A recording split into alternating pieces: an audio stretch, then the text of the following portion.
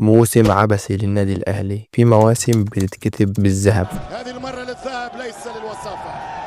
الخطيب، شناوي، بيبو بذكريات 82 57. في مواسم بتتكتب بالدموع.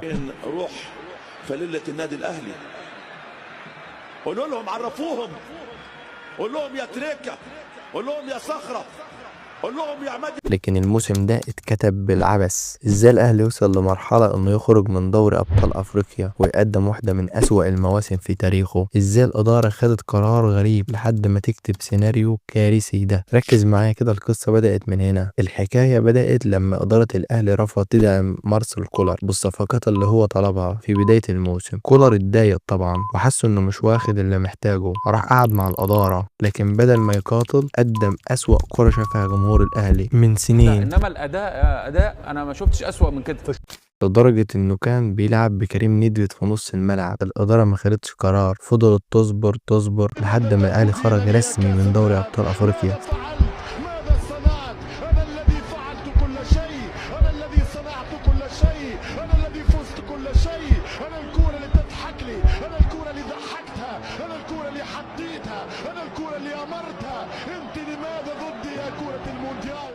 ساعتها الإدارة أخيرا قررت تغير كولر وجابت عماد النحاس يكمل آخر 6 ماتشات في الدوري، والموسم خلص خلاص. لكن المفاجأة إن الإدارة جهزت لصفقات تقيلة، جابت تريزيجيه وحمدي فتحي وبن رمضان وزيزو وبيكهام، وبعدها أعلنت عن المدرب الأجنبي الجديد ريبيرو، وقالت له بمنتهى البساطة قدامك 15 يوم وبعدها هتلعب في كأس العالم للأندية.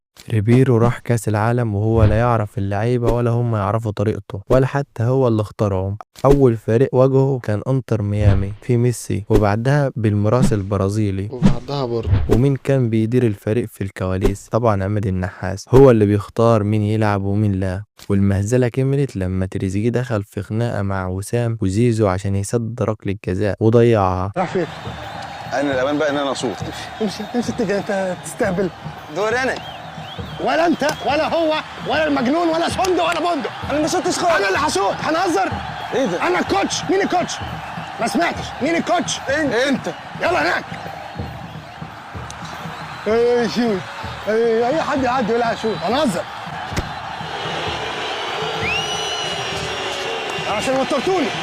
انت اللي وترتني انت. مش الأهلي تعادل مع انتر ميامي وخسر من بالميراس، وبقى أول فريق في البطولة يضيع ركلة الجزاء ويسجل هدف في نفسه وما يسجلش أي هدف في أول جولتين. وطبعا قابل بورتو في الجولة الختامية في البطولة، لعب ماتش كويس، لعب ماتش جميل، ماتش خلص 4-4، لكن الأهلي ودع البطولة. انت بتقول ايه؟